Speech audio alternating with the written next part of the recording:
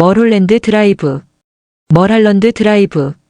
국적 미국 장르 미스터리 드라마. 연출 데이빗 린치, 출연 나오미 와츠, 로라 해링, 앤 밀러. 등급 청소년 관람 불가. 재개봉 2025년 2월 5일. 러닝타임 147분. 줄거리. 화려한 꿈을 안고 할리우드에 입성한 배우 지망생 베티 나오미 와츠. 이모의 아파트에서 지내기로 한 베티는 집을 둘러보던 중 몰래 침입한 의문의 여성 리타 로라 해링을 발견한다. 아무것도 기억하지 못하는 리타를 보고 측은해한 베티는 유명 감독과의 만남도 제쳐두고 그녀를 돕기 위해 기억의 단서를 찾아 나서는데, 얼마 전 이 영화를 연출한 데이빗 린치 감독이 세상을 떠났더랬지요. 아마도 그의 추모를 위해 재개봉하는 인상이 짙은 영화 멀홀랜드 드라이브입니다. 이 영화가 그의 최고작은 아닐 겁니다. 1990년 제43회 칸 국제영화제 황금종려상 수상작인 광란의 사랑도 있고 이레이저 헤드나 블루, 벨벳 같은 작품들도 그의 손을 거친 작품들이죠. 이 영화 멀홀랜드 드라이브도 제54회 칸 국제영화제 경쟁 부문에 초청돼 감독상을 받았지만 전작들의 기운이 워낙 거센 탓에 큰 주목을 받지는 못했습니다만, 데이빗 린치 감독을 논할 때는 빠지지 않는 작품이기도 합니다. 꿈과 현실을 오가며 정신을 차리지 못할 정도로 혼란스럽게 하는 난해함이 분명 있지만, 이런 것들을 따지는 것 자체가 무의미한 체험의 연속성을 선사하는 데이빗 린치 감독의 진중한 연출력은 부정할 수 없겠지요. 저는 이 영화를 스크린으로 보지 못해서 이번 기회를 통해 꼭 스크린으로 관람해 보려고 합니다. 데이빗 린치 감독님 고인의 명복을 빕니다. 멀홀랜드 드라이브, 멀할런드 드라이브. 2001 결말 해석 리뷰. 현실보다 아름답기를 바랐던 꿈. 션스. 늦은 밤 멀홀랜드 드라이브라는 도로로 차가 한 대 지나가고 있었다. 운전석과 조수석에 각각 남자가 앉아 있었고 뒷자리에는 아름다운 여자 한 명이 있었다. 그러다 목적지에 다다른 듯 차가 멈춰서자 여자는 당황하며 여기가 아니라고 말했다. 그러나 운전석에 탄 남자는 총을 들이대며 내리라고 말했고, 조수석에 있던 남자는 차에서 내려 여자를 끌어내려고 했다. 그런데 그 순간 한산한 도로를 폭주하던 젊은이들이 탄 차가 와서 부딪히는 바람에 큰 사고가 나고 만다. 차 앞쪽과 바깥에 있던 두 남자는 크게 다쳤을 것 같았지만 여자는 다행히 뒷좌석에 있었기에 작은 상처만 났을 뿐 많이 다치지 않고 스스로 차 밖으로 걸어 나왔다. 자신이 위태로운 상황임을 깨달은 듯한 여자는 도로에서 벗어나 주택가로 달아났다. 그러던 중 어딘가 멀리 떠나는 걸로 보이는 나이든 여인을 발견하곤 그녀의 집에 몰래 들어가 안도하며 쉰다. 베티는 영화배우인 이모가 캐나다로 촬영을 떠난 사이 집을 봐줄 겸 오디션을 볼 겸 할리우드로 왔다. 건물 관리인 코코에게서 열쇠를 건네받은 베티는 집을 둘러보다가 샤워 중인 여자를 발견한다. 베티는 그녀가 이모의 친구일 거라 생각하지만 알고 보니 그녀는 멀홀랜드 드라이브에서 사고가 나는 바람에 자신이 누구인지 기억을 잃어버렸다는 걸 알게 된다. 수많은 남녀가 춤을 추는 장면으로 시작된 영화는 그다지 특별할 게 없었다. 춤추는 커플들이 겹쳐지다 마침내 베티가 기쁜 표정으로 흐릿하게 지나간 뒤에는 이름을 잃어버린 여자, 그래서 집에 걸린 포스터를 보곤 리타라고 불러달라고 했던 여자의 장면으로 이어졌다. 여자가 어떤 이유로 남자들에게 위협을 당했는지 따위는 알 수 없었다. 그저 본능적으로 위기를 느껴 사고가 난 김에 몸을 숨겨야겠다고 생각했을 뿐이었다. 그러다 배우 지망생 베티를 만나게 되면서 두 사람은 리타가 기억을 되찾을 수 있는 방법을 찾아 나섰다. 베티와 함께 간 식당에서 웨이트리스의 이름표를 보고 다이앤이라는 이름에 기시감을 느껴 이름을 단서로 사람을 찾기 시작했고, 때로 리타는 꿈속에서 주문을 외듯 은쫄인 알 수 없는 단어와 짧은 문장을 통해 관련 쇼를 찾아내기도 했다. 기억을 잃은 여자와 그녀를 돕는 베티를 중심으로 흘러간 전반부에서는 그다지 특별한 게 없었다. 다만 베티와 리타의 모습을 보여주는 사이사이의 영화감독, 애덤의 에피소드와 식당에서 두 남자가 대화하는 장면 등이 등장하곤 했다. 두 남자는 꿈에 대해 대화하고 있었다는 점에서 영화의 의미를 직접적으로 말하고 있었다. 반면에 애덤은 이탈리아에서 온 거물에게서 주연 배우 역할을 커밀라 로즈라는 여자에게 줘야 한다는 캐스팅 압박을 겪고 있었고, 집에서는 아내가 다른 남자와 바람을 피우는 걸 목격하기도 했다. 그러고선 그럴 리 없는데 파산이 되는가 하면 카우보이라는 남자에게 다시금 캐스팅에 관한 이야기를 들어야 했다. 애덤은 이후에 베티와 한번 스쳐 지나가긴 했지만 영화의 전체적인 흐름과 무슨 관련이 있는 것인지는 후반부로 들어서면서 알 수 있었다. 이하 결말 스포일러 및 주관적 견해를 포함하고 있음. 영화를 보기 전에 스포일러를 접하진 않았지만 꿈에 관한 내용이라는 점은 명확히 인지하고 있었다. 그 때문에 영화 초반부터 말하던 여러 꿈에 관한 부분이 눈에 들어왔다. 식당에서 대화를 나누던 두 남자 장면에서 한 사람이 말했던 꿈은 밤에 꾸는 꿈이었다. 그리고 베티가 말하던 꿈은 스스로가 바라는 이상적인 모습이었다. 또한 리타 역시 밤에 꾸는 꿈을 말하고 있었는데 이런 꿈들의 나열을 보고 있자니 영화 속에 표현된 꿈은 베티의 것이라는 걸 예상할 수 있었다. 그녀만 종류가 다른 꿈을 이야기하고 있었기 때문이다. 물론 영화 중반까지는 이게 꿈인지 현실인지 알 수 없었다. 그러다 영화가 중반을 지나 후반으로 향해 가면서 앞서 보여준 장면들이 베티의 꿈이고 진짜 현실은 끔찍하다는 걸 보여줬다.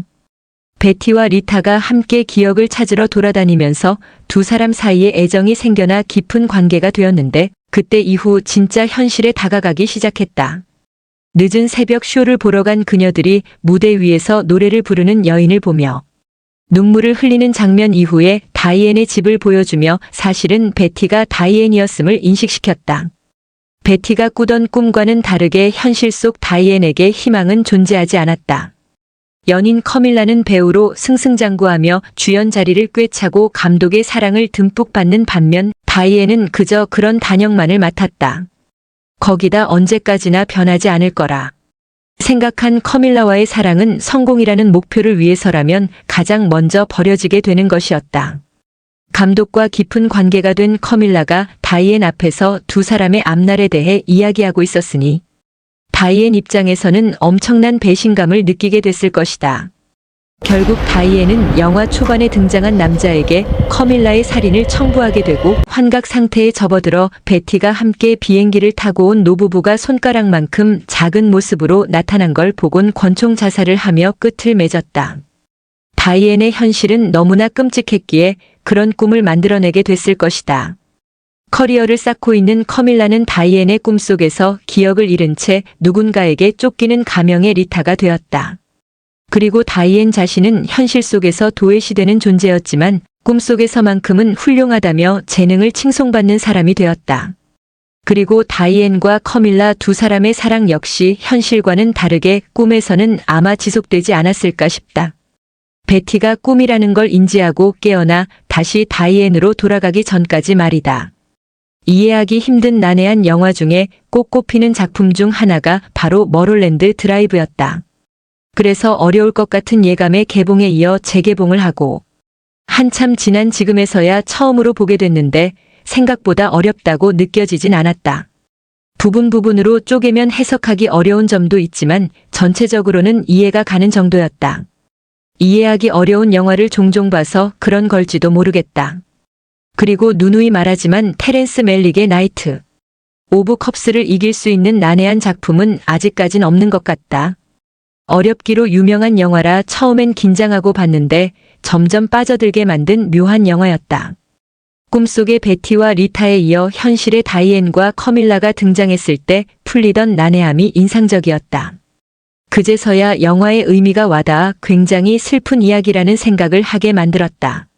멀홀랜드 드라이브 앤드 보러 1. 자비 유학시험이라는 게 있었다. 말 그대로 네 돈 내고 네가 가는 유학이라도 군. 미필자가 해외 나가려면 200점 만점에 120점 이상을 얻어야 출국 자격이 주어지는 시험이었는데 영어도 잘 못했던 19의 나는 어쩌다 125점을 받아 해외 유학 자격이 생겼고 두 문제만 더 틀렸어도 못 갔을 갑작스러운 미국행이 결정되었다. 한국 대학은 1학기 말 시험도 치르지 않고 그대로 떠났다. 갈 생각도 없었는데 나는 왜 열심히 외국어 시험에 응했던 걸까? 지금 생각하면 그땐 시험이면 뭐든 본능적으로 최선을 다했다. 어처구니 없는 얘기지만 습관이 무섭다고 정말 그랬다. 게다가 진짜 합격할 줄은 몰랐다. 어쨌거나 여기서부터 인생 행로도 슬슬 범상치 않게 꼬이기 시작한 듯. 내가 다닌 학교는 사람들이 줄여서 벨리라고 부르는 샌 퍼난도 벨리 노스리지에 위치한 주립대학이었다. 이곳에서 12개월간 어학 코스 잘 이수하고 패스하면 학부 입학 자격이 주어지는 좋은 기회였다. 한인 외에도 중국, 일본, 싱가포르 등 다국적 학생들이 함께 수강했는데 비율로는 교육열 으뜸인 한국이 가장 높았다.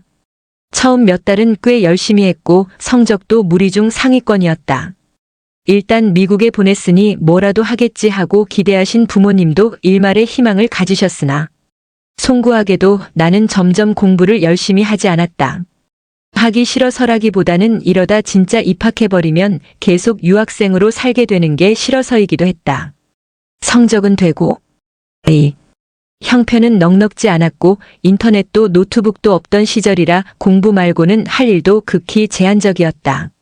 알바를 하려고 해도 영어가 되고 의지가 돼야 하는데 둘 다 없었다. 한국인끼리 모여 놀거나 혼자 TV 보는 것 외에 할 만한 게 없었는데 덕분에 당시 TV에서 무료 상영하는 스포츠 중계와 영화란 영화는 다 봤다. 생각해보니 이때 본 영화 덕분에 그나마 영어를 조금이나마 알아듣게 된 듯도. 한국에 있는 친구들과 한 달에 한 번꼴로 주고받는 국제 편지가 내게는 너무도 소중했는데 시간이 지날수록 커지는 나의 절박함에 비해 한국서 잘 지내며 보내는 친구들의 편지는 너무도 편안해 보였다. 당시 군대도 안 갔던 내가 위문 편지의 비밀을 미리 알아버린 느낌. 그래도 학과 여학생들에게는 호기심과 선망의 대상이자 약간의 신비주의 느낌도 있었던 모양인지 미국 생활 궁금하다며 보내는 메일에 꼬박꼬박 답하는 즐거움이 있었다. 반년이 지나 그해 겨울 한국에 돌아가겠다는 마음. 반 이제 와서 돌아갈 수 없다는 마음 반 어느 쪽이든 이대로 살 순 없었고 어떻게든 돌파구가 필요했다. 할 수 없이 아버지에게 손을 내밀었다. 적응하려면 차가 필요하다고. 나의 개소리에 반신반의하신 아버지는 조건부로 차를 사주셨는데 그 조건이란 당시 대졸 백수였던 누나를 내가 있는 노스리지에 파견하여 감시도 하고 같이 공부도 하는 거였다. 물론 내게 선택의 여지는 없었고 그렇게 누나가 미국에 오면서 들고 온 돈으로 산 차가 검정색 마즈다 323이다. 인생 첫 차가 일제라니. 3. 누나는 나를 감시할 수 없었고 차가 생긴 나는 좀 더 넓은 캘리포니아를 누비기 시작했다. 이때 이미 원치 않는 유학생활의 불만은 미국 자체에 대한 무관심으로 이어졌고 어떤 길을 달려도 오락실 레이싱 게임하듯 같은 길 가는 기분이었다. 오죽하면 바다 좋아하는 내가 딱 한 번 집에서 가장 가까운 말리부 비치. 한 번 다녀온 게 전부였는데 아무런 감흥이 없었을까? 그래도 기억나는 길이 하나 있다면 한인마트 다녀오느라 LA에서 집으로 오다가 평소 이용하던 101번 프리웨이나 405번 하이웨이 대신 머롤랜드 드라이브를 넘어온 일이다. 이제와 로드뷰로 보면 꽤나 이쁜 길인데 그땐 어떤 길을 가도 비슷비슷했기 때문에 오직 그 길을 넘어온 기억만 남은 일은 아쉽다. 92년 5월 LA 다이어리. 아침에 학교 가려고 일어나 TV를 켰는데 KTLA에서 사람 패는 장면만 반복해서 보여준다. 대충 해석. 4. 멀홀랜드 드라이브를 기억하는 특별한 이유가 있다. 살짝 해가 저무는 주말 오후였는데 멀홀랜드 지나 버뱅크대로쯤 접어들어 신호대기 중인데 옆에서 평소에는 느낄 수 없었던 차가운 시선과 한 줄기 빛이 느껴지는 거다.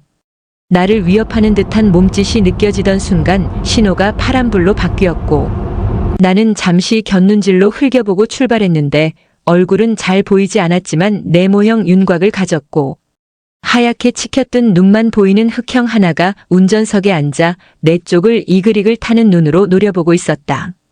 조용하던 길에 다른 차들이 보이기 시작했고 그렇게 흑형이 탄 차는 나에게서 멀어졌다. 집에 와서도 그게 무슨 상황인지 좀처럼 이해를 못했다. 별로 무서운 기분도 들지 않았다. 그런데 설마 석양에 비친 그 빛이 정말 아무것도 아닌 게 아니면 어쩌나 하는 생각이 들자 뒤늦게 오싹해졌다. 누나에게 따로 얘기하지 않은 이유는 확실하지도 않았고 이제 막 미국 온 누나에게 괜한 염려 주기 싫어서였다. 그런 누나가 나 때문에 물 건너온 이후 지금까지 미국에서 살고 있다는 건 인생의 아이러니. 사는 게 그렇지. 엄청 저렴한 차였고 돈도 없어 보이는 나였지만 생각해보면 흑형이 노린 건 새 차인 마즈 다323 그 자체였던 건 아닐까? 불행인지 다행인지. 말귀를 못 알아듣는 내가 때마침 들어온 신호에 유유히 씹고 가버린 것이고, 오랜 시간이 지난 지금 곰곰 생각해보면 아는 이 하나. 없는 나라에서 외국인끼리 눈깔 마주칠 일 치고 좋은 일은 없었던 걸 생각해보면, 그때 나는 인생 최대의 위기 한 고비를 어쨌거나 결과적으로 슬기롭게 잘 넘긴 게 아닌가 뒤늦게 생각해본다. 그날의 머롤랜드 드라이브를 무사히 잘 넘어온 나는 지금 이렇게 잘 살고 있으니 아주 약간의 계좌 잔고 감소쯤은 껄껄 웃으며 넘길 수 있는 것 같기도 하다.